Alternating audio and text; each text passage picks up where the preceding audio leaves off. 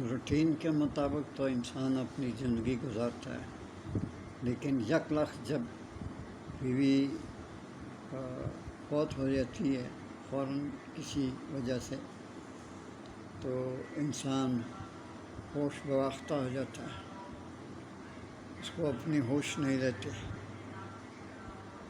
لیکن وہ آخر اس کے کندھوں پر پھر بچوں کا بوجھ آ جاتا ہے۔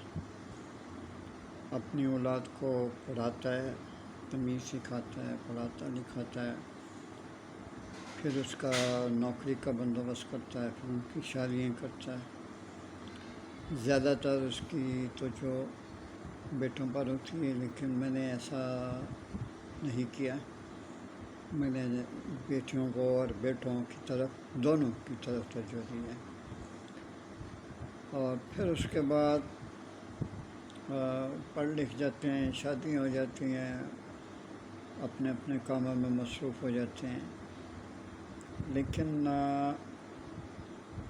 وہ بات اولاد میں نہیں رہتی جو ان کے کوار پن میں تھی۔ بیٹوں کی بات کرتا ہوں، بیٹوں کو اتنی بھی ہوش نہیں رہتی کہ اپنے والدین کو کہیں تنہا نہ چھوڑ دیں۔ اور پھر جس باپ نے تعلیم دی ہو، کسی کو کاروبار کرایا ہو، کسی کی سروس دلائی ہو، تو ایسے باپ کو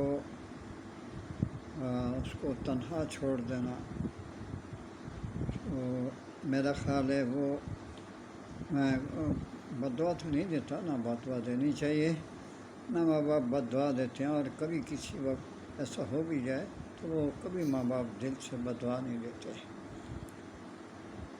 تو خود ہی تنہائی کو برداشت کرنا پڑتا ہے، اس لیے کہ نہ وقت پہ کھانا ملتا ہے باقاعدگی کے ساتھ، اور نہ سونے کا کوئی پراپر ٹائم ہوتا ہے۔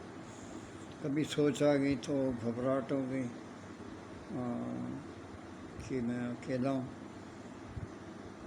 کبھی بیمار ہو گیا تو کیا ہوگا۔ سیل تو پاس پڑا ہوتا ہے، لیکن بیٹیوں کو کیا بندہ رات کو ڈسٹرب کرے۔ اگر بیٹوں کو کریں تو وہ کہتے ہیں جی کیا بات ہے بھجان، وہ اس طرح دکھ ہوتا ہے۔ تو میرا سب بچوں سے التجا ہے کہ ماں باپ کی رسپیکٹ کریں، یہ وقت آپ پر بھی آ سکتا ہے۔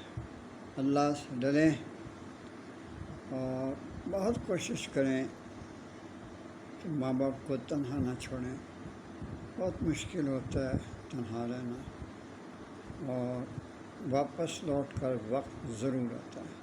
اللہ ہم سب کی مدد کرے، آمین ثم آمین۔ اللہ حافظ۔